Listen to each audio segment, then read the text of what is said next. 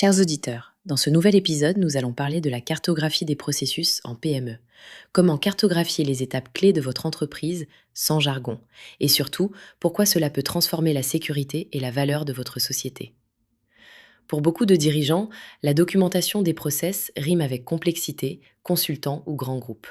Pourtant, dans la réalité des PME, la dépendance aux dirigeants ou à quelques personnes clés fragilise l'entreprise, surtout dans les phases de cession ou de transformation.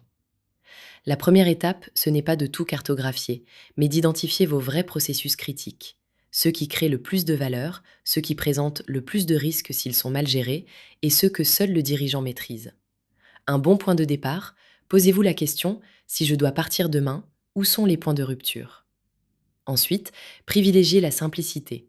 Décrivez chaque process en étapes claires, notez qui fait quoi, avec quel outil, à quel moment.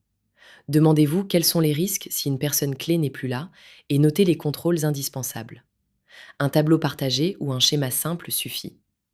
Documenter ne veut pas dire bureaucratiser. Privilégiez des supports accessibles à tous, des fiches courtes et surtout, impliquez vos équipes dans la formalisation.